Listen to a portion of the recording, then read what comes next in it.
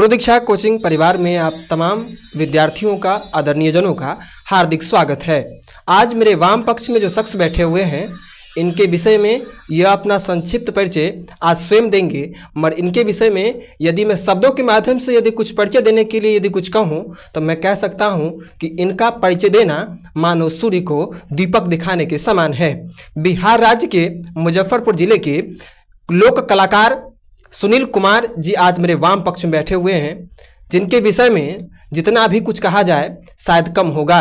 मुजफ्फरपुर की अनमोल धरोहर और अनमोल निधि यदि सुनील कुमार को कहा जाए तो शायद कम ही होगा। लोक कलाकार, गीत, संगीत और नाट्य कला के एक ऐसे धुरंधर जिन्होंने देश के विविध हिस्सों में इन्होंने यात्राएं की और इन्होंने अभी भी वर्तमान समय में ये जो कार्य कर रहे हैं, इसकी सराहना जितने शब्दों में की जाए शायद यह कम ही होगी। यह गुरु दीक्षा कोचिंग क्लासेस परिवार के लिए बेहद ही सौभाग्य की बात है कि आज मेरी छोटी सी कुटिया में इनका आगमन हुआ है। आज इनके जीवन की यात्रा के संदर्भ में हम लोग इस साक्षात्कार में जानेंगे इनके विषय में। प्रथमतः तो इनका संक्षिप्त परिचय हम लोग जान लेते हैं कि यह कहाँ से हैं और इनकी पारिवारिक पृष्ठभूमि के विषय में भी हम लोग तमाम बातें जानेंगे। इनके जीवन की संघर्ष गाथाओं के बारे में भी जानेंगे। प्रथमतः इनसे हम लोग जानते हैं कि प्रथमतः तो सर आपका हार्दिक स्वागत है इस छोटी सी कुटिया में। जी बहुत बहुत धन्यवाद। और यह जो आपका प्रयास है यह बहुत ही सार्थक प्रयास है और इससे जो है समाज को एक आप नई दिशा दे रहे हैं, देश को एक नई दिशा देने का कार्य कर रहे हैं। इसके लिए आप बहुत बहुत बधाई के पात्र हैं। जी, यह तो आपका स्नेह है सर जो बना रहे हमारे ऊपर। सर प्रथमतः आप तो अपना संक्षिप्त परिचय सर देंगे। मैंने तो खैर आपके संदर्भ में जो बातें कही हैं, मुझे लगता है जो मेरे जो ये शब्द हैं ये काफ़ी छोटे हैं आपकी प्रशंसा के लिए, परंतु आप संक्षिप्त अपना परिचय देंगे कि आप कहाँ से हैं और आपका कौन से गाँव से संबंध रखते हैं अथवा शहर से। जी, मेरा नाम लोक कलाकार सुनील कुमार है और मेरा घर मालीघाट हुआ, प्रखंड मुसहरी, मुजफ्फरपुर जिला, और सरला श्रीवास सामाजिक सांस्कृतिक शोध संस्थान के संयोजक हैं और पीपल नीम तुलसी अभियान के हम जो है सदस्य हैं, जिसके माध्यम से हम लोग पर्यावरण को लेकर के कार्य करते रहते हैं। नहीं, पर्यावरण ही नहीं वरन विविध माध्यमों के द्वारा मैंने आपको देखा है कि आप विविध प्रकार के कार्यक्रम को चलाते रहते हैं जिससे कि समाज में सकारात्मक माहौल व्याप्त रहे। अच्छा सर, आप ये बताएं कि आप गीत, संगीत हो अथवा नाट्य कला हो अथवा कठपुतली कला को जीवंत करना हो, इन तमाम विधियों में आप न कहीं इस कला में आप निपुणता हासिल करते हुए आप निरंतर यह प्रयास करते हैं कि समाज में सकारात्मक माहौल व्याप्त हो। पर आपके अंदर ये जो कलाएं हैं, इन कलाओं को आपने कब महसूस किया कि आपके अंदर यह कला है और आपने प्रथम बार इस कला को कब अपने अंदर से बाहर उभारा? जी, दरअसल हम लोग ऐसे ही फिल्मी गाना गाया करते थे, तो हमारे क्षेत्र में अखिल भारतीय जनवादी सांस्कृतिक मोर्चा के यादव चंद्र पांडे जो वरिष्ठ संकर्मी, गीतकार, नाटककार सब चीज़ थे, तो उनके कान में सुनाई दिया तो वो हम लोग को जो है एकजुट किए और एक माटी की तस्वीर का, एक बैले का जो है उसका तैयारी हो रहा था, तो उसमें हम लोग को जोड़ने का कार्य किए। और कामेश्वर सिंह जी जो जिनसे हम जो है स्कूली शिक्षा ग्रहण किए थे, तो वो जो है सो हम लोग को संगीत का ज्ञान दिए। बाद में फिर हमको संगीत के लिए जो है पंडित नंदलाल मिश्र जी से सीखे। उसी तरह से कठपुतली कला हम सरला श्रीवास जी से भी सीखे। विभास उपाध्याय छत्तीसगढ़ के हैं, उनसे वो इंजीनियर हैं, उनका पूरा परिवार नाटक से जुड़ा हुआ है, उनसे भी हम कठपुतली कला सीखे। और उत्तराखंड के जो हैं रामलाल भट्ट जी हैं, जो 4 पीढ़ी से वो उनका है और देश दुनिया में वो जाते हैं कठपुतली प्रशिक्षण के लिए, तो उनसे हम गोंदिया महाराष्ट्र में हम लोग जो है सो कठपुतली कला सीखे थे। और उसके बाद हमको ये अच्छा लगा, तो हमको लगा कि भाई बिहार में भी इस तरह का होना चाहिए। लेकिन वो जो एक कार्यक्रम था सिटीजन जर्नलिज्म अवेयरनेस प्रोग्राम, जन पत्रकारिता जागरूकता यात्रा, वो भारत देश के नक्सल प्रभावित क्षेत्र के लिए था, तो वो यहाँ पर कुछ उस तरह का प्लान नहीं बन पाया। तो उसी क्रम में हम जो है सरला श्रीवास जी से जो है रिक्वेस्ट किए कि वो आए और कठपुतली बना भी दे और उसको आगे हम लोग कार्यक्रम दें। तो वो सरला जी आई भी, बनाई भी, और उसी कठपुतली को लेकर के हम देश और अलग अलग बाहर भी हम जाते हैं, घूमते हैं। अच्छा, देखिए इन्होंने जो संक्षिप्त रूप में जो इन्होंने अपनी यात्रा जो बताई कि अपने अंदर कला को महसूस करने की जो इनकी यात्रा रही, इस यात्रा को भी हमने महसूस किया, हमने जाना। अभी अधिकांशतः हम जो भी कलाएं सीखते हैं, आज युवा जो होते हैं पढ़ लिख करके भी विविध प्रकार के कहीं न कहीं जो कला को समर्पित जो होते हैं अथवा कला के क्षेत्र में जो जाना चाहते हैं तो बड़े बड़े इंस्टीट्यूट को ज्वाइन करते हैं, पर इनकी गाथा को आपने जाना कि इन्होंने किस प्रकार इन्होंने अपने आदरणीय गुरुजनों के प्रति अथवा जो भी इनके स्नेहजन थे उनके प्रति किस तरीके से इन्होंने समर्पित रहते हुए और एक इच्छा शक्ति लेकर के इन्होंने जो सीख हासिल की और इन्होंने जो कला के प्रति समर्पण का जो परिचायक दिखाया, इसी कारण से आज इनकी चर्चा जो है सो न केवल मुजफ्फरपुर स्तर पर बल्कि भारत के विविध राज्यों में भी यह जाने जाते हैं और बिहार के भारत के विविध राज्यों के अलावा भी अन्य देशों में भी किसी न किसी, नेपाल में भी शायद, काठमांडू में भी आपकी वहाँ पर अपनी कला की प्रस्तुति हुई थी। अच्छा सर, आप बताएंगे कि आपकी पारिवारिक स्थिति कैसी रही आरंभ में और अब कैसी स्थिति है, किस प्रकार आपने जीवन के शुरुआती क्षणों में आपके घर में कौन कौन, जैसे पिताजी का उपस्थिति है अथवा घर में अभी माँ है, अथवा कैसी पारिवारिक स्थिति कैसी रही आपकी शुरुआती क्षणों में? जी, अभी तो बाबूजी नहीं हैं। 2021 में वो जो है हम लोग के बीच से वो विदा ले लिए थे और 2020 में जो है हमारी पत्नी जो है सरला श्रीवास जी विदा ली। और हमारे जो मित्र लोग हैं उनका कहना था कि भाई आप उनके नाम को जिंदा रखें क्योंकि वह बहुत अच्छा कार्य करके गई है जी। तो उन्हीं के नाम से सरला श्रीवास सामाजिक सांस्कृतिक शोध संस्थान, सरला श्रीवास युवा मंडल और Sarla Shrivas Social Culture Research Foundation, सब मित्रों के सहयोग से जो है बना और उसमें लोग का जो है सो भागीदारी रहती है, सहयोग मिलता है। और सबसे शुरुआती दौर में जो है बिहार शिक्षा परियोजना ट्रेनिंग स्कूल में जो है रामबाग में, वहाँ पर जो है कला जत्था का ट्रेनिंग हो रहा था। सरकार का जो सर्व शिक्षा अभियान है तो उसका ट्रेनिंग चल रहा था, तो उसमें हमारे भैया जो है उसमें जोड़ने का कार्य किए और वहाँ एक बहुत ही अनुशासन पूर्वक जो है सो ट्रेनिंग मिला हम लोग को। और वहीं से हमको इस कला के प्रति पहले से भी था ही, लेकिन जब आप बेहतर सीखते हैं तो उसको और आगे प्लेटफॉर्म मिला हम लोग को। अलग अलग गांव में जा कर के नुक्कड़ नाटक करना, स्कूल में जा कर के सरकार की योजनाओं को बताना, तो वहीं से हम लोग को एक लगाव हो गया और हम जागरूकता, अपने जीवन को जागरूकता के लिए ही समर्पित कर दिए। अच्छा सर, जैसा कि आपने जागरूकता के लिए समर्पित किया, अधिकांशतः व्यक्ति जो होते हैं वो अपने आप को इसलिए समर्पित कर देते हैं क्योंकि उनको स्वयं का उद्धार करना है अथवा अपने जो जीवन स्तर में और ज़्यादा हम किस प्रकार अधिक धन अर्जित कर दे ताकि हमारे जीवन में सुख सुविधाओं की प्रचुरता हो और हमारे नामों को, बेशक अधिकांशतः कुछ लोग होते हैं जो अपने कला के प्रति इतने समर्पित हो जाते हैं, अपने कार्य के प्रति इतने समर्पित हो जाते हैं अथवा वो दूसरों के लिए इतना कुछ बेहतर करते हैं कि मरने के बाद भी अमर हो जाते हैं। परंतु कुछ लोग होते हैं केवल धन इकट्ठा करने में रहते हैं, बावजूद इसके आपने कला के प्रति समर्पित रहना आवश्यक समझा और यही जो आपके अंदर की जो ये लगन जो है, ये जिज्ञासा जो है, ये आपको सदा के लिए सबके दिल हृदय में उपस्थित रखेगी। जैसा कि आपने सरला जी के समय बताया कि वो आज इस दुनिया में नहीं है, बावजूद इसके उनके संदर्भ में आज चर्चाएं की जा रही हैं। उनके संदर्भ में आपके सौजन्य से और सिद्धार्थ सर हैं, उनके सौजन्य से एक किताब भी प्रकाशित हुई है। तो वाकई में यह जो है यही एक कला को जीवंत रखने का कार्य करता है। अच्छा सर, आप एक कलाकार की भूमिका में हैं, आप बताएंगे कि आपके जीवन में सबसे दुखद समय जो आया होगा, एक जैसे पंडित बिरजू महाराज थे जिनके जीवन में सबसे दुखद समय आता है कि जब अल्प आयु में उनके पिताजी की मृत्यु हो जाती है, तब वह नृत्य करके अपने पिताजी के अंतिम संस्कार करने के लिए उनके पास पैसे नहीं थे, जैसा कि बच्चों को मैं पढ़ाता हूँ, पाठ्य पुस्तक में भी है। तो इस प्रकार उनके जीवन में ये घटनाएं आती हैं तो काफी ज्यादा उनके जीवन में दुखद समय आता है वो चीज। तो आपके जीवन में भी क्या कोई ऐसा दुखद समय आया जिसमें आपको लगा कि कहीं ना कहीं मैं पूर्णतः टूट चुका हूं अथवा मेरे जीवन में अब कुछ भी नहीं शेष बचा है, अथवा कोई ऐसा समय जो कि आपको बहुत ज़्यादा तकलीफ दिया हो? थोड़ा सा दुखद क्षण तो आया ही है।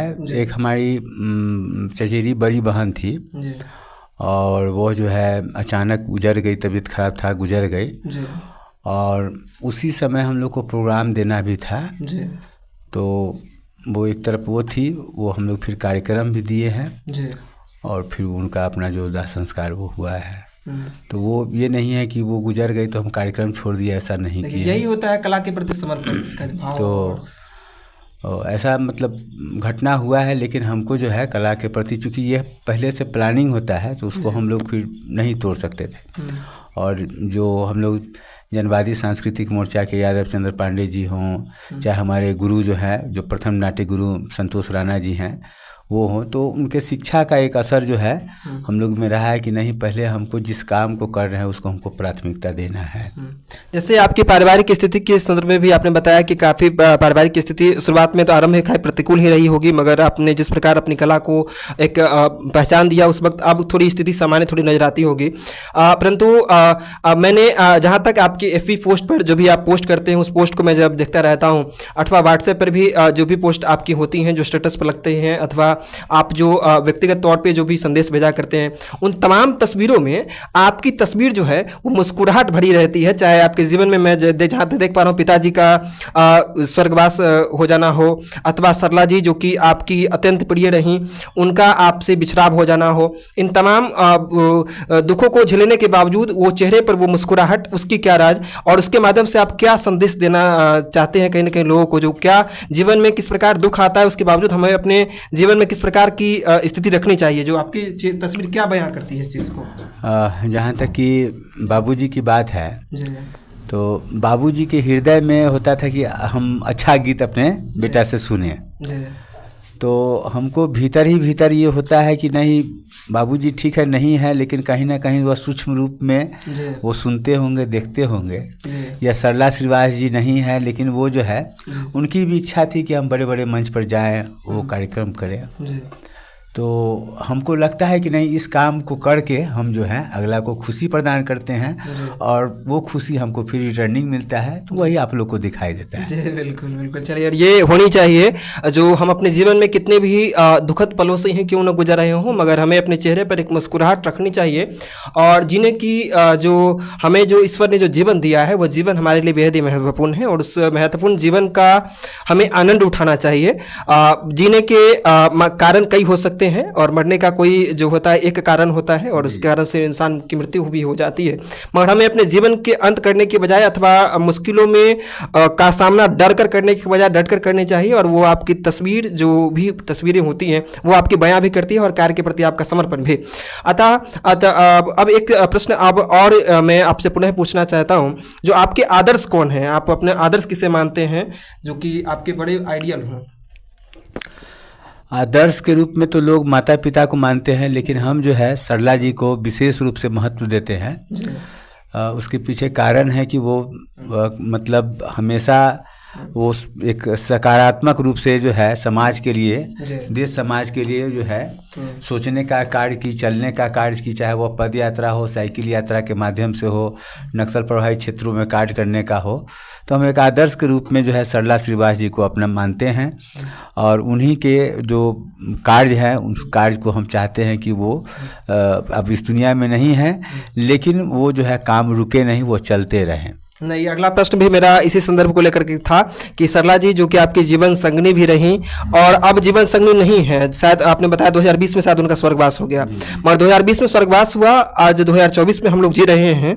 मगर इन 4 वर्षों में और उन्होंने जो अपने जीवन काल में जो भी कुछ उन्होंने संघर्ष किया, मैं जब आपके आने से पूर्व जननायिका सरला श्रीवास्तव की जो जीवन यात्रा के संदर्भ में जो आपकी पुस्तक भी जो आई है, इस पुस्तक की कुछ एक पृष्ठों को जब सर ने प्रथम बार मेरे समक्ष प्रस्तुत किया तो इस पुस्तक की कुछ एक पन्नों को जब पलट करके मैं देख रहा था तो मैंने इनके जीवन की गाथा के विषय में जाना, तो कहीं ना कहीं मुझे जो लगा कि आपका उनके प्रति समर्पित होना जो है इसकी भी एक अनमोल गाथा है और आपने उनको जीवंत रखने के उद्देश्य से जो यह पहल की है किताब को प्रकाशित करवा करके। बहरहाल किताब को प्रकाशित तो प्रकाशन तो अभी हुआ है, परंतु प्रथम बार शायद आपसे मिलना 2018 में मेरा हुआ था, जो जुबा सैनिक पार्क के पास ऑडिटोरियम जो है वहाँ पर एक कार्यक्रम आपका हुआ था, उसमें मैंने दहेज प्रथा पर आपने मुझे अपनी कविता की प्रस्तुति करने का मौका भी दिया था, तो वहाँ पर मैंने किया था। तो उस वक्त जो मैंने महसूस किया, जो आपका उस वक्त भी आपके मन में जो उनके प्रति जो आस्था जो थी वह भी और आज में किसी प्रकार की कोई कमी नहीं है और यह समर्पण, यह भाव जो आपके अंदर है यह वाकई में अतुलनीय है और भगवान इस प्रेम को जिंदा रखे। जब विवाह का 7 फेरा लिया जाता है तो 7 जन्मों तक का सफर निभाने का वादा किया जाता है और आज अधिकांशतः देखा जाता है कि कहीं ना कहीं विवाह होता है, उसके कुछ ही दिनों के पश्चात तलाक की स्थितियां आ जाती है, परंतु यह जो मरने के बाद भी जो ये प्रेम ये वाकई में दुर्लभ होता है और ये इस चीज को आपने जीवंत रखा है, ये वाकई में सराहनीय है। अर्थात सर एक और प्रश्न आपसे पूछना चाहेंगे हम कि पुरानी संस्कृति जो है उसको कैसे जीवंत रखा जा सकता है? आप अपने अनुभव के आधार पर बताएं कि हमारी जो पुरानी संस्कृतियां हैं वो वाकई में धरोहर है जो कि विलुप्त आज कहीं ना कहीं हो जा रही है। बहरहाल आपने इस चीज़ से ऊपर उठ करके आपने कठपुतली कला को भी जीवंत रखना आवश्यक समझा। वैसे आप अपने अनुभव के आधार पर कैसे कह सकते हैं कि जो भी क्या कह सकते हैं कि जो हमारी पुरानी संस्कृतियाँ हैं उसको किस प्रकार हम लोग संरक्षित रख सकते हैं? देखिए, कला या कलाकार जो है को संरक्षित संवर्धन जो है वो हमारे समाज ही कर सकता है। एक समय तक जो है सरकार करती है, लेकिन समाज अगर हमारा मजबूत होगा तो कभी कला या कलाकार नहीं मर सकता है। आज तक जो कलाकार जो जिंदा है, लोक कला जिंदा है, उसको समाज ने जिंदा करके रखा है। चाहे वो शादी विवाह के अवसर पर हो या अपने सुख दुख में हो, वो उनको आमंत्रित करते हैं और उसी से कलाकार का भले ही दिक्कत में उनका जीवन यापन चलता हो, लेकिन वो कलाकार जो है हंसी खुशी वो अपना जीवन चलाते हैं। तो हम अपने तमाम गुरु दीक्षा क्लासेस के जो सुनने वाले लोग हैं उनसे हम निवेदन आग्रह करेंगे कि कोई भी सुख या दुख का मौका हो तो अपने स्थानीय कलाकार को जरूर अवसर दे। ये बात आपने बहुत ही सटीक कही है। उससे वो जो है वो कलाकार भी जिंदा रहेंगे, उनका परिवार भी जिंदा रहेगा, वो कला संस्कृति भी जिंदा रहेगी। और कहा गया है कि किसी भी देश का विकास वहाँ की संस्कृति से होती है और संस्कृति का विकास लोक संस्कृति से होती है। तो हमको लोक संस्कृति को बचाना होगा, चाहे वह कठपुतली कला हो, लोकगीत हो, खुर्दक बाजा हो, वो धीरे धीरे बहुत ही तीव्र गति से विलुप्त होती जा रही है। तो उस पर जो है हम सभी को अपने स्तर पर छोटा छोटा प्रयास करना होगा। नहीं, सार्थक आपने ये बात कही है जो कि हमारे जो स्थानीय स्तर के जो कलाकार होते हैं उनको भी प्राथमिकता हमें देनी चाहिए ताकि यह कला जीवंत रहे। अतः अब अगला प्रश्न आपसे करना चाहेंगे कि आप अपने व्यक्तित्व को आज कहाँ देखते हैं और भविष्य में कहाँ देखना चाहेंगे? कि आप अपने व्यक्तित्व को कि आप कहाँ देख रहे हैं, वर्तमान में भी कहाँ देख रहे हैं और भविष्य में कहाँ देखना चाहेंगे आप अपने व्यक्तित्व को, जिस प्रकार आपकी गतिविधियाँ होती हैं? ये जो है जब आप काम करते हैं, चलते रहते हैं, तो आज जो है अपने मुजफ्फरपुर के अलग अलग पंचायत, गांव, प्रखंड से लेकर के बिहार के और बिहार से बाहर भी मध्य भारत के क्षेत्र में और अभी अप्रैल में भी कई राज्यों का दौरा है। तो बस अवसर मिल रहा है और जो लोग चाहते हैं हम उनके बुलावा पर जाते हैं। कहीं पर कुछ पैसा मिलता भी है, कहीं नहीं भी मिलता है, कहीं पर अपना लगा के भी जाते हैं। लेकिन जहां हमको लगता है कि सामाजिक काम हो रहा है वहां हम किसी तरह से पीछे नहीं हटने का काम करते हैं। जहां तक संभव होता है हम उसमें सहयोग करके आगे बढ़ते हैं और उससे जो है मतलब भी जो है हमको लगता है कि हम सरला जी को जो है एक मतलब श्रद्धा सुमन अर्पित कर रहे हैं। जी, ये चीज़ जो आपने जो कही, जो कहीं पर आप जाते हैं वहाँ पर कभी इनको कुछ प्राप्त हो पाता है अथवा नहीं हो पाता है, इस बात को यह महसूस नहीं करते हैं। इनकी अंदर की जो कहीं ना कहीं आस्था देखिए किस प्रकार इनकी कला के प्रति। जैसे बिस्मिल्लाह खां जो शहनाई वादक थे, तो शहनाई वादन के क्षेत्र में उन्होंने इतनी पारंगत हासिल की हुई थी कि उनकी शहनाई की वजह से उनको जाना जाता था। परंतु बावजूद इसके वो जब सजदा में गिड़गिड़ाते थे तो अल्लाह से इतना ही मांगते थे कि हे भगवान, मुझे धन मत देना, बल्कि मुझे अपनी कला में मुझे पारंगत करते रहना। और ये कहीं पर जाते हैं और जब इनको कुछ नहीं मिलता है तो ये यह सोच करके कार्य करते हैं कि अन्य कलाकार, जैसे इन्होंने सरला जी के बारे में बताया कि वह भी कई मील की दूरी, कई किलोमीटर की दूरी वो पैदल तय किया करती थी और कठपुतली कला को उन्होंने जीवंत किया। उन्होंने समाज में सकारात्मक माहौल का संचार किया। तो यह समझते हैं कि मैं उन्हीं को श्रद्धा सुमन कहीं ना कहीं अर्पित कर रहा हूं अथवा मैं समाज के लिए कुछ बेहतर कर रहा हूं। इसका रिटर्निंग क्या आता है, इस बात से यह कहीं ना कहीं इस बात को यह लाभ हानि की विषय में नहीं सोचते हैं। अब आपसे सर अगला सवाल रहेगा कि आप अपने जीवन के अनुभवों के आधार पर जो विद्यार्थी हैं अथवा हमारे देश के युवा हैं उनको क्या अच्छी सलाह देंगे कि वो किस प्रकार बेहतर करें, अथवा क्या आपके अनुभवों के आधार पर उनको एक अच्छी सीख होगी? कहा गया है कि कलाकार बनते बनते मनुष्य बेहतर इंसान बन जाते हैं। तो जो भी हमारे युवा साथी है कोई भी कला को ज़रूर जो है उसको सीखने का प्रयास करे। और यह कला जो है आपको एक भीतर से रोमांचित करेगी और कई तरह के जो आपके दुर्गुण हैं उसको बाहर निकालने का कार्य करेगी। आपको जिस भी कला में रुचि हो, चाहे वो गायन हो, वादन हो, नाटक हो, कठपुतली हो, कोई भी चीज़ को आप उसको सीखने का प्रयास करें। यह एक रचनात्मक कार्य होगा और इससे आप में जो है सकारात्मक जो है वो विचार उत्पन्न होंगे और आप किसी भी परिस्थिति से लड़ने के लिए आप तैयार हो जाएंगे। Be prepare of every situation. तो हम अपने जो भी युवा लोग हैं, जो सुनने वाले हैं, देखने वाले लोग हैं, उनसे निवेदन आग्रह करेंगे कि आप कला को सीखें। नहीं सीख सकते हैं तो देखें, सुने, दर्शक भी बन करके भी आप समाज को एक बेहतर वो दिशा दे सकते हैं। जी बिल्कुल, आपने एक बेहद ही गहरी सीख इन्होंने दी है युवाओं को, जिस सीख को सीख करके युवा अपने जीवन की दिशा और दशा में परिवर्तन ला सकते हैं। सर, अगला प्रश्न आपसे रहेगा कि आप भगवान के प्रति आस्था को अपने जीवन में कितना महत्वपूर्ण मानते हैं? भगवान के प्रति जो हमारी आस्था जो होती है, भगवान के प्रति जो हमारा कहीं ना कहीं प्रेम होता है, वो कितना महत्व रखता है हमारे लिए, हमारे जीवन में? देखिए, कोई ना कोई चीज़ तो ऐसा है जो हम लोग को चलाने का कार्य करता है जी। और हम जो है वामपंथी विचारों से भी जो है कुछ हद तक सहमत रहते हैं, कुछ जो आध्यात्मिक विचार है उससे भी सहमत हैं। तो एक कोई शक्ति है जो मतलब सारा चीज़ को चलाती है आखिर, तो वो एक गूढ़ रहस्य है जी। तो मतलब ये नहीं है कि हम एक घंटा पूजा कर रहे हैं, ये वो सब चीज़ में हमको विश्वास नहीं है। लेकिन हम जो कार्य करते हैं हमको लगता है कि वही हम ईश्वर की पूजा करते हैं। वो चाहे वो कठपुतली चलाना हो या गाना गाना हो या नाटक करना हो, वही मेरे लिए ईश्वर की आराधना के समान है। अलग से हम कोई उस तरह से बहुत ज़्यादा पूजा पाठ में समय नहीं ये करते हैं। लेकिन हमको अगर समाज में जागरूकता करना है, उसके लिए हमको जितना समय देना पड़े, कुछ सीखना है तो जाता है कि वर्क इज वर्शिप, अर्थात कर्म ही पूजा है और अपने कर्म को पूजा का एक स्थान का है, तो ये भी जी। लेकिन हम किसी दूसरे को मना भी नहीं करते हैं कि भाई आप पूजा नहीं पाठ नहीं कीजिए, क्योंकि हर लोग का एक अपना आध्यात्मिक दृष्टिकोण होता है, उसका एक अपना वो है। तो वो भीतर की ये है, उसको हर लोग को अपना चाहिए, जिसको जितना है वो ग्रहण कर रहा है। सर, आप ये तो खैर कहने की बात नहीं है कि आप लोग अपने जीवन संगिनी को ये बात कहने की आवश्यकता नहीं है कि आप सरला जी को कितना याद करते हैं, कितना प्रेम करते हैं, यह बात कहने की आवश्यकता नहीं है। प्रेम जो है सो आज सौदेह जो माता का जो अपने पुत्र के प्रति तो खैर देखा जाता है, पिता का अपने पुत्र के प्रति भी देखा जाता है, और पुत्र का अपने पिता के प्रति वो प्रेम नहीं देखा जाता है, पुत्री का अपनी माँ के प्रति वो प्रेम नहीं देखा जाता है। और जहाँ तक बात रही प्रेमी और प्रेमिका का प्रेम जो रहा, तो वो आज के परिवेश में कहीं ना कहीं वो धूमिल होता हुआ कहीं ना कहीं नजर आता है। परंतु आप अपने जीवन संगनी से जो प्रेम करते हैं और उनके न जाने के बाद भी आपके अंदर जो उनके प्रति जो प्रेम है, यह इससे कौन सी बात आपको उनको है ऐसी उनके जीवन से जुड़ी हुई है जो आपको बहुत ज़्यादा प्रभावित करती है अथवा उनकी याद आती है उस बातों को सोच के?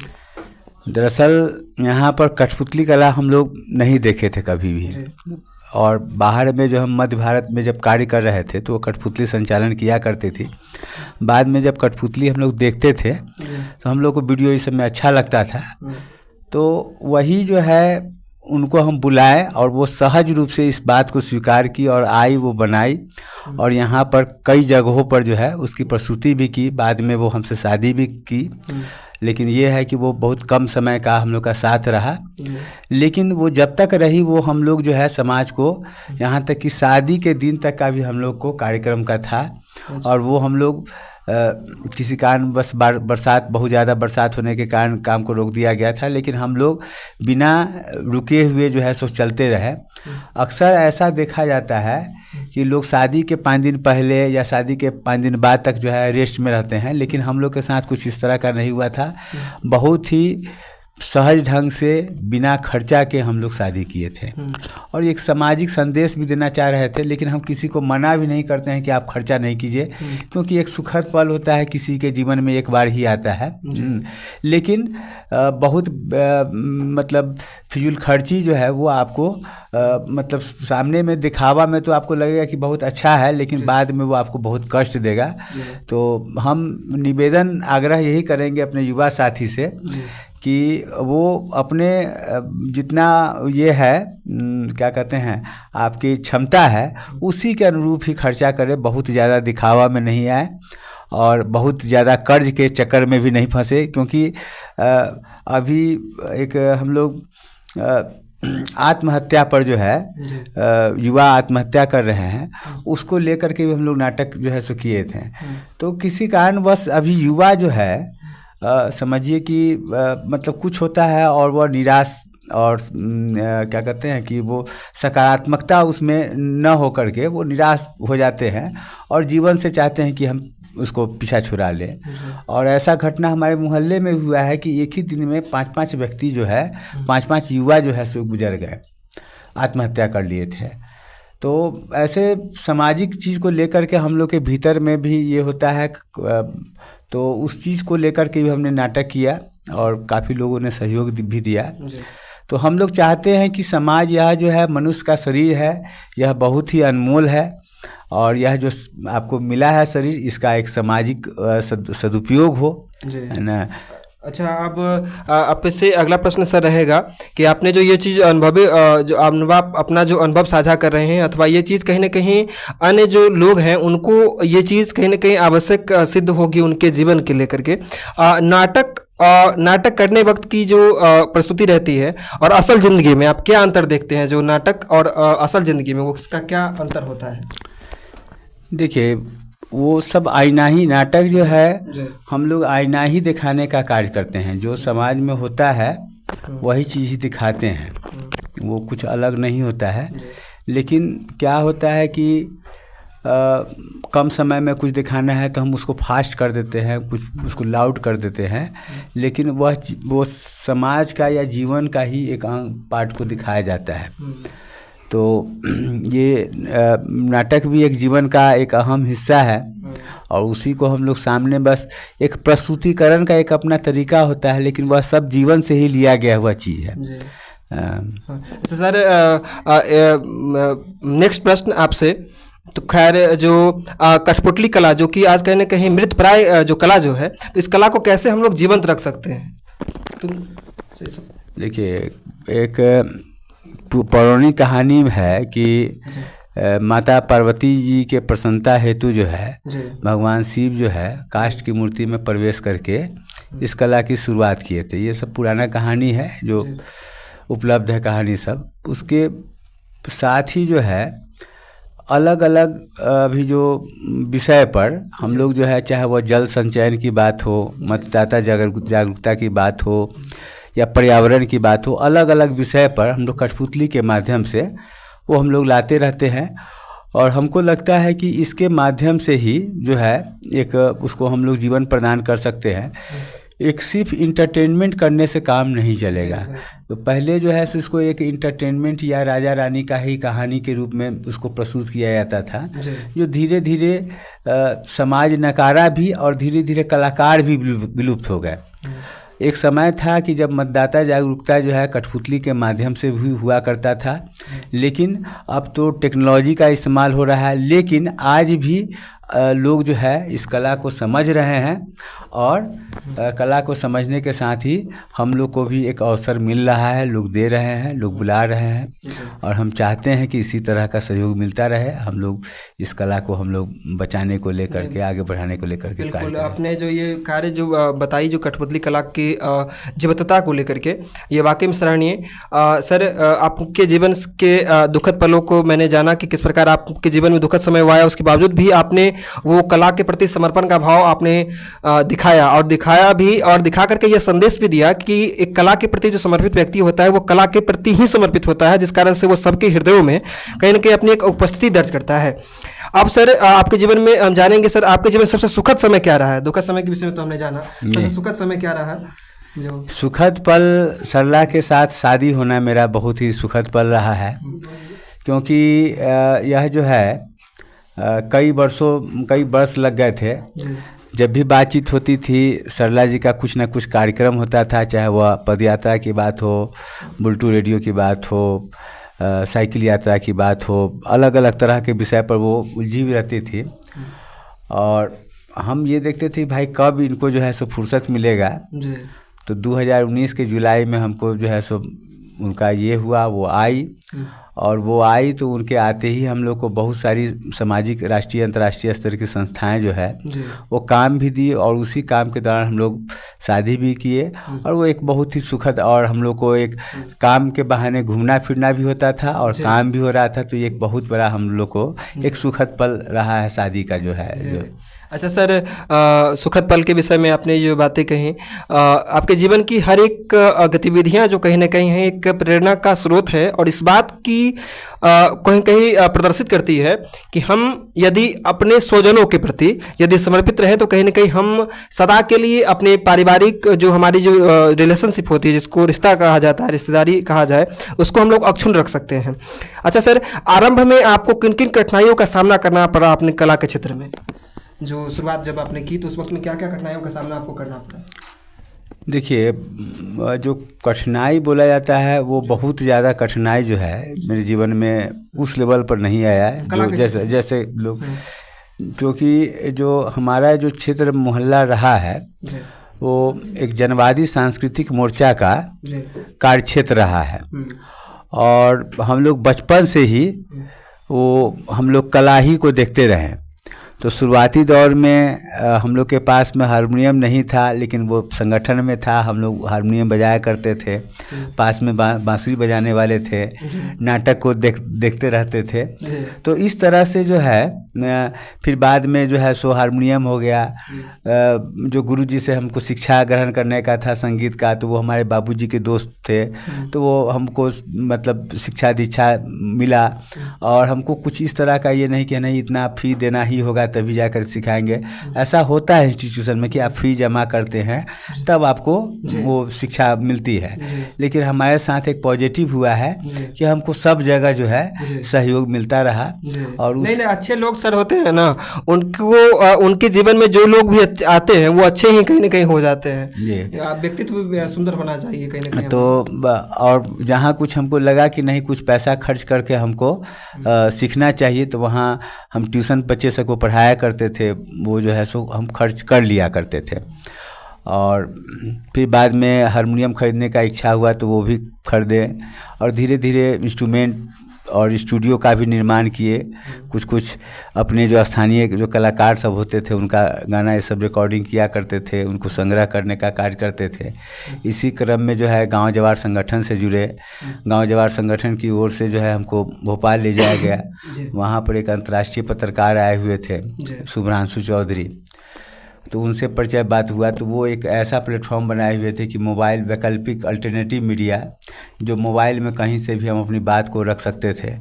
तो इस तरह से एक काम को करते गए, दूसरे काम से जुड़ते गए, और हमको एक सामाजिक ढंग से ही हमको ये सब सारा कला संस्कृति का हमको प्रशिक्षण प्राप्त हुआ।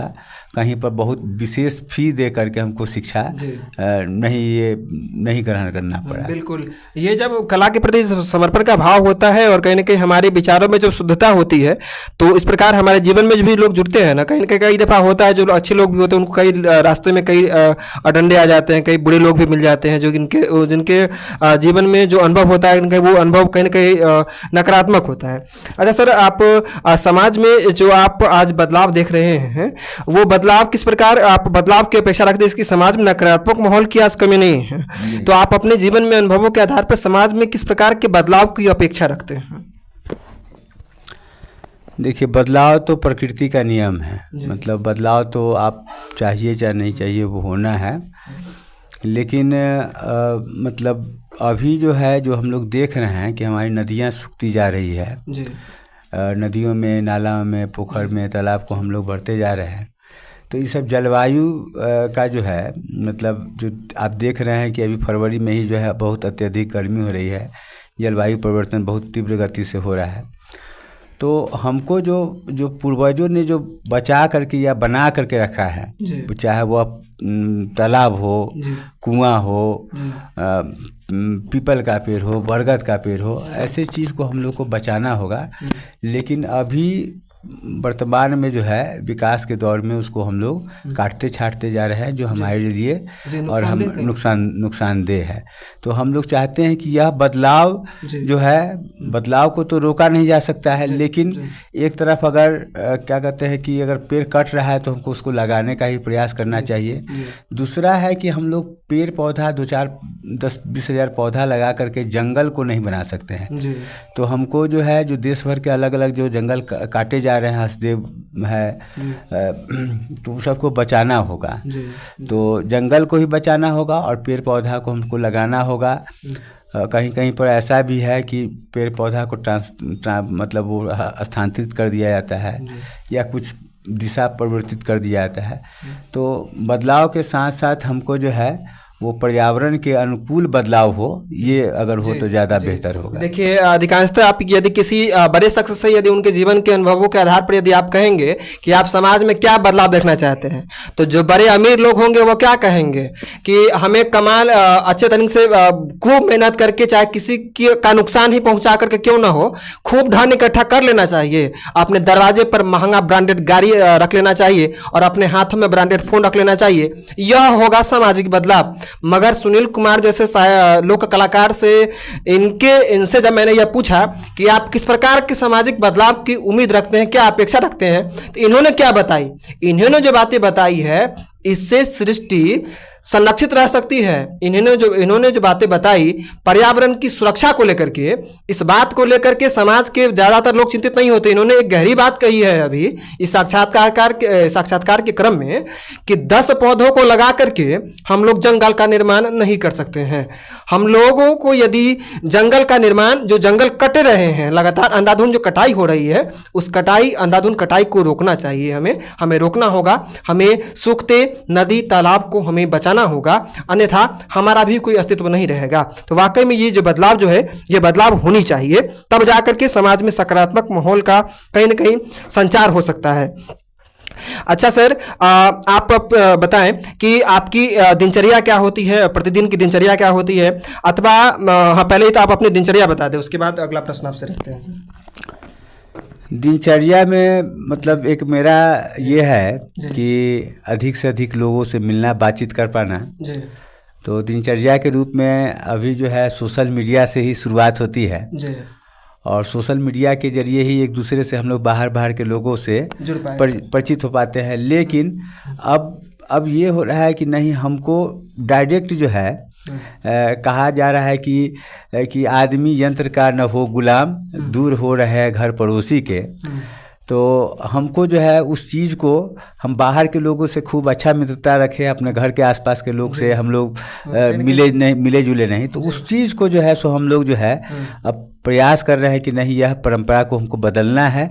हम लोग प्रत्यक्ष रूप से भी डायरेक्ट भी मिले और ठीक है, एक टेक्नोलॉजी है उसको भी हम नहीं छोड़े, उसका भी इस्तेमाल करें और अपने संबंधियों से भी संबंध बरकरार रखें कहीं ना कहीं। अच्छा, क्या कहते हैं अगला प्रश्न सर आपसे हम जानना चाहेंगे सर, आपका भविष्य में क्या सपना है, जो आप अपने जीवन में क्या स्वप्न रखते हैं, कि आपको किस रूप में आप अपने भविष्य में देखते हैं कि आपके हर एक व्यक्ति के जीवन में कोई ना कोई लक्ष्य होता है, तो आपके जीवन में क्या लक्ष्य है, आपका क्या सपना है, जो आप क्या भविष्य में कहीं ना कहीं करना चाहेंगे? देखिए, अपना जो सपना होता है वो मतलब उसमें चूँकि हम लोक कला को लेकर के कार्य कर रहे हैं और इसी क्षेत्र में ही हम कार्य करना चाहते हैं और इसी क्षेत्र में ही हमको लोग प्रोत्साहित कर रहे हैं, आगे बढ़ा रहे हैं, अवसर दे रहे हैं।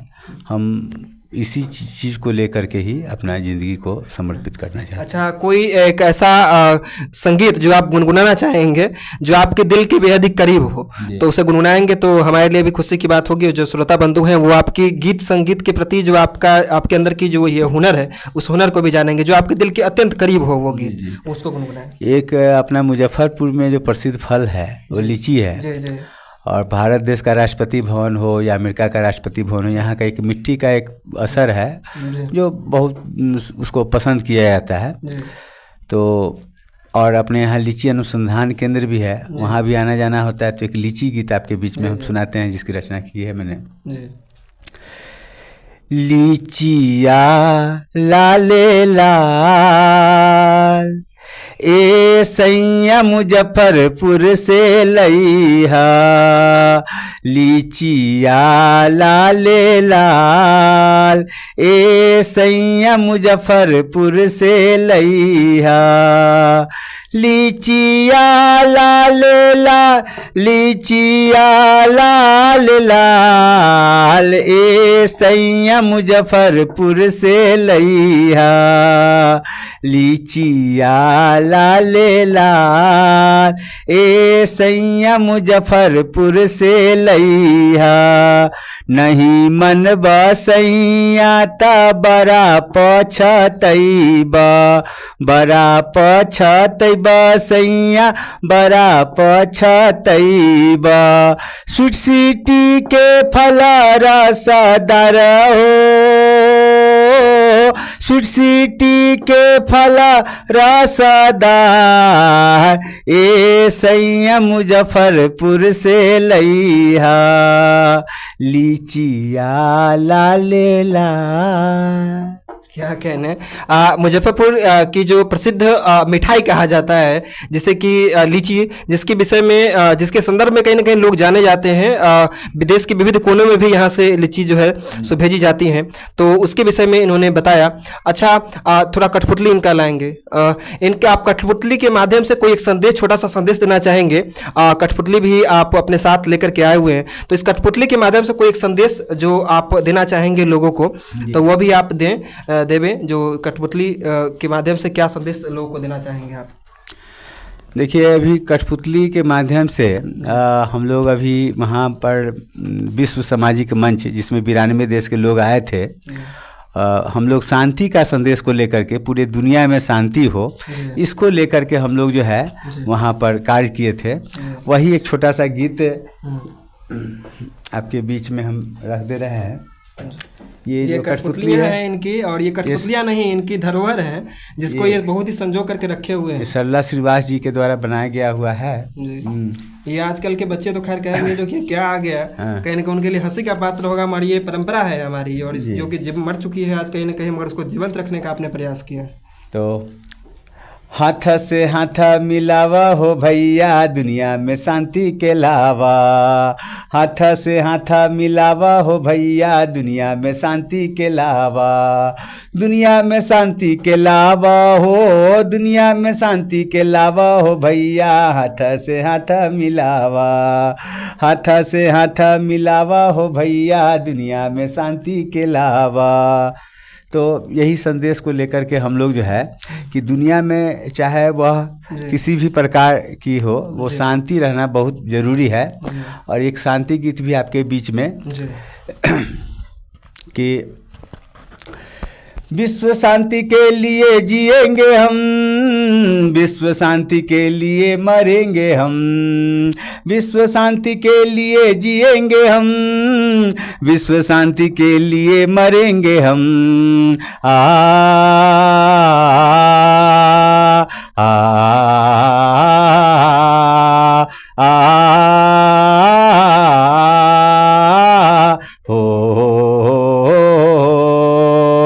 रंग नस्ल भाषा भेद क्यों रहे, क्यों रहे, जाति धर्म क्षेत्र भेद क्यों रहे, क्यों रहे, भेद ये मिटेंगे या मिटेंगे हम, भेद ये मिटेंगे या मिटेंगे हम, विश्व शांति के लिए मरेंगे हम, विश्व शांति के लिए जिएंगे हम, विश्व शांति के लिए मरेंगे हम।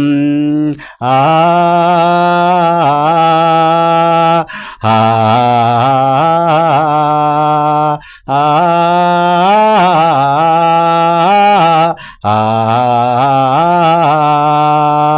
धरा उठा दे चाहे घोर आंधियाँ आंधियाँ, गगन गिरा दे चाहे लाख बिजलियाँ बिजलियाँ, चल पड़े हैं अब नहीं रुकेंगे हम, चल पड़े हैं अब नहीं रुकेंगे हम, विश्व शांति के लिए मरेंगे हम, विश्व शांति के लिए जिएंगे हम, विश्व शांति के लिए मरेंगे हम।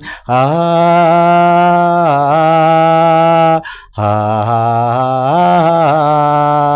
आ आ देखा आपने कि किस प्रकार इन्होंने अधिकांशतः हम लोग जिस देश में हमारा जन्म हुआ है उस देश में हम लोग कोई धार्मिक आयोजन होता है तो उस वक्त में एक नारा लगाया जाता है, विश्व का कल्याण हो, प्राणियों में सद्भावना हो। और किस प्रकार इन्होंने विश्व शांति के लिए जो इन्होंने संदेश देने वाला जो गीत जो इन्होंने गाया, और कठपुतली के इशारों पर, बहरहाल इनको अभी थोड़ा जगह की थोड़ी बंदिशी है, मगर ये जब स्टेज पर आते हैं और जब कठपुतली कला के माध्यम से जो संदेश देते हैं तो कई बार इनको मैंने पर्दे के पीछे से इनको आवाज़ देते हुए और मैंने कठपुतली कला को दर्शाते हुए देखा है मैंने, तो बेहद ही वो सराहनीय पल होता है। अच्छा सर, अब साक्षात्कार के प्रश्नों की संख्या तो आप समाप्त है कहीं ना कहीं, मगर फिर भी एक प्रश्न और आपका अंतिम में आपसे रहेगा कि सर कि विद्यार्थियों को आप क्या संदेश देना चाहेंगे जो, और आपने जो यहाँ पर आपने जो अपना समय दिया तो आपका ये कैसा अनुभव रहा, ये साक्षात्कार का आपका कैसा अनुभव रहा, और आप मेरे चैनल से जुड़े हुए जो मेरे विद्यार्थी हैं उन विद्यार्थियों को आप क्या संदेश देना चाहेंगे जो आप अपने अनुभवों के आधार पर, अथवा आपका आना यहाँ पर कैसा अनुभव रहा यहाँ पर? ये गुरु दीक्षा क्लासेस के प्रति हम आभार व्यक्त करते हैं कि जब भी जो है हम आपको गुरु दीक्षा क्लासेस को हम आवाज़ देते हैं, वह जो है इस कोई भी कार्यक्रम हो उसको लेकर के हमेशा वो आगे हम लोग का साथ हम लोग को मिलता है और हम कार्यक्रम को लेकर के सफल होते हैं। ये तो मेरे सौभाग्य की बात है सर, जी। आपके और हम जो विद्यार्थी हैं उनसे निवेदन करेंगे कि अभी जो एक मौका मिला है हम लोग को, यह जो है बार बार नहीं मिल पाता है। एक जो बचपन का अवस्था है, चाहे युवा अवस्था है, पढ़ने का है, आप खूब मन लगा करके पढ़ें और एक अच्छा मुकाम हासिल करें। आपको जो चीज़ चाहते हैं वो आप प्राप्त कर सकते हैं, लेकिन आपको अध्ययन करना होगा, सीखना होगा। आप कोई भी चीज़ को अपना ले, किसी चीज़ को ही मान ले। आपको अगर गणित में ये है तो गणित को अपनाए, आपको संगीत में है तो संगीत को, खेल को है, अभी हर क्षेत्र में अवसर है और उस क्षेत्र में आप आगे बढ़ सकते हैं, अपने देश समाज का नाम रोशन कर सकते हैं। अच्छा, अधिकांशतः आजकल कहीं ना कहीं देखा जा रहा है कि जो हमारे जिले में भी अथवा कई अन्य जिले में भी देखा जाता है कि वृद्धाश्रमों की संख्या सर्वाधिक हो रही है, तो अपने उन पुत्रों को क्या संदेश देना चाहेंगे जो उनके लिए माता पिता का क्या महत्व रहता है? संक्षिप्त में ही आप अपने जीवन के अनुभवों के आधार पर बताएं कि जो उन बच्चों को अपने परिवारजनों के प्रति किस प्रकार का भाव रखना चाहिए अपने माता पिता के प्रति, क्योंकि उनको कहा जाता है कि माता पिता के चरणों में स्वर्ग है, पर क्या आज के युवा उस स्वर्ग को भूल रहे हैं? आपके किस लिए ये स्थितियां उत्पन्न हो रही हैं? देखिए, है क्या कि आज के समय में जो हमारे युवा हैं उनकी वो ज़रूरतें बढ़ती जा रही है। कल ही एक जगह बातचीत हुआ था तो बताया कि एक तरफ 50,000 या उसके आसपास में कमाने वाले या 10,000 20,000 में भी लोग समाज में रह करके जीवन जी रहे हैं, लेकिन एक तरफ मल्टीनेशनल कंपनी में जा कर के 2 लाख 5 लाख के पैकेज पर भी हैं, लेकिन उनका जो 2 लाख 5 लाख का पैकेज है वो कहाँ गायब हो जाता है वो उनको भी नहीं मालूम चलता है। तो उस स्थिति में भी वो तनाव रहित रहते हैं और वो न घर के रहते हैं न घाट के रहते हैं। वो देखते हैं कि अगर हम थोड़ा सा भी इधर उधर होंगे तो हम फेल हो जाएंगे। नतीजा क्या होता है कि वो परिवार को छोड़ करके वो अपने अस्तित्व की लड़ाई लड़ते रहते हैं। और एक तरफ जो हमारे जो माता पिता है उनका कहीं कोई दोष नहीं है, वो तो अपने बच्चे को पढ़ा रहे हैं आगे बढ़ाने के लिए। अब वो जो अभी इतना तीव्र प्रतिस्पर्धा चल रहा है कि उसमें जो युवा है वो अपने अस्तित्व को बचाना चाह रहा है ना, और अस्तित्व को बचाने के कारण उसको सब चीज़ को भुलाना पड़ रहा है। जो पहले एक संस्कृति था कि लोग छठ के समय में, दीपावली के समय बच्चे आते थे अपने परिवार समाज से मिलने के लिए, अब वो समय नहीं मिल पाता है तो बच्चे अपने माता पिता को ही दिल्ली, बॉम्बे, कलकत्ता बुला लेते हैं। वो थोड़े जो अच्छे हैं वो बुला लेते हैं और वहीं पर सेलिब्रेट कर लेते हैं, फिर उनको ट्रेन से 15 दिन 1 महीना के बाद वो विदा कर देते हैं। तो वो है, मतलब माता पिता गलत शिक्षा नहीं देते हैं, लेकिन है क्या कि जो वर्तमान समय में जो परिस्थिति होती है तो वो इस तरह का खर्चा बढ़ जाता है, EMI है, ये है, वो है, उस तरह से हो जाता है कि वो जो युवा है उसको सब चीज़ को भूल करके और वो अपने काम में लगना पड़ता है और नतीजा होता है कि वो समाज से, परिवार से, सब चीज़ से कट जाता है। तो ये है।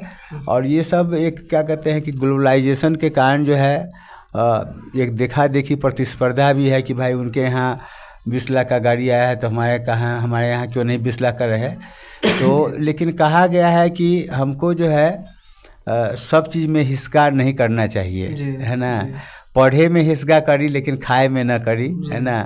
अगर आज हम जो है अच्छे कार्यों में कहीं ना कहीं हाँ, जाइए, अच्छे आज हम आपके बीच में आए हैं, अगर हम ये सोचते कि नहीं हमको जो है 4 चक्का चाहिए, इस तरह का व्यवस्था होता तो हमको दिक्कत था, लेकिन हम देखें कि नहीं, जो भी एक परिवहन चल रहा है हम उसी का उपयोग करके हम चले आए। जी। तो ऐसे करके एक सार्वजनिक चीज़ को जो है हम लोग को डेवलप करना होगा, और तब जा करके हमारा समाज परिवार सब चीज़ बच सकता है। चलिए, अब इनके जीवन से जुड़े हुई अनुभवों को हमने जाना, इनके जीवन की गाथाओं के विषय में हमने जाना, इनसे हमने जाना कि किस प्रकार हम लोग अपने समाज के प्रति बदलाव की अपेक्षा रखते हैं। इनसे हमने आज इस साक्षात्कार के क्रम में यह जाना कि पर्यावरण की हमारी चिंता जो है वो होनी चाहिए, जो कि हम अपने ऊपर तो चिंतित होते हैं मगर अपने पर्यावरण के प्रति चिंतित नहीं होते हैं। इनके जीवन के आधार पर हमने यह जाना कि यदि हम लोग अपने रिश्तों के प्रति यदि समर्पित रहते हैं तो हम लोग कहीं ना कहीं रिश्तेदारी की जो परिभाषा होती है उसको भी सार्थक कर सकते हैं। हमने इनके जीवन के आधार पर जाना कि किस प्रकार हम लोग विलुप्त होती जो परंपरा है उसको कैसे जीवित रख सकते हैं। इस साक्षात्कार के क्रम में हमने जाना कि जीवन में दुख का आकार लंबा हो अथवा छोटा हो, हर स्थिति में हमें धैर्य रखना चाहिए। तो इन साक्षात्कार के क्रम में इन बातों को हमने जाना। सर, आपका अनेकानेक आभार है कि आपने अपना कीमती वक्त दिया घर से यहाँ पर आकर के। आप जो भी श्रोता बंधु देख रहे हैं अथवा जो भी विद्यार्थीगण हैं अथवा देश के अन्य हिस्सों के जो लोग होंगे, तो यदि किसी प्रकार का नुक्कड़ नाटक हो अथवा किसी प्रकार के गीत संगीत से जुड़ा हुआ, यदि कोई किसी प्रकार के यदि इनसे जुड़ा हुआ, इनकी कठपुतलियों से जुड़ा हुआ यदि कोई आयोजन यदि आप करवाना चाहें तो बेझिझक आप इनसे संपर्क कर सकते हैं। इनका संपर्क सूत्र भी यहाँ पर लिखा हुआ आएगा, तो आप इनसे संपर्क कर सकते हैं और इनकी कला को प्रोत्साहित कर सकते हैं। और हम लोग आज इस शैक्षणिक संस्थान के इस कुटिया में माँ सरस्वती भगवती से और विघ्नहर्ता गणेश जी से मैं प्रार्थना करता हूं कि आपकी आयु सर लंबी हो। इसलिए नहीं मैं ये बातें कह रहा हूं कि कैमरा ऑन है, इसलिए वाकई में आप जैसे शख्स की आयु लंबी होनी चाहिए, इसलिए ताकि कला जीवित रहे, आपकी जो पहचान है वो जीवित रहे। आप जिस दिन इस तरह पर न भी रहेंगे उसके बावजूद भी आप हम जैसे युवाओं के हृदय में सदा के लिए जीवित रहेंगे, इसमें कोई दो राय नहीं है। मगर फिर भी मैं, क्योंकि ईश्वर का जन्म हुआ है तो उसकी कहीं ना कहीं अंत भी फिक्स है, परंतु हम सभी लोगों की, परंतु मैं प्रार्थना करता हूं कि आप सदा के लिए सबके हृदय में जीवित रहें, आपकी आयु लंबी हो और आपके ऊपर मां सरस्वती भगवती ने जो कृपा दिखाई है वो कृपा मां सरस्वती भगवती की अक्षुण रहे। इसी के साथ हम लोग इस साक्षात्कार का समापन करते हैं। यह इस गुरु दीक्षा कोचिंग क्लासेस की छोटी सी कुटिया का परम सौभाग्य है कि इनके जैसे कलाकार की यहाँ पर उपस्थिति हुई है। धन्यवाद।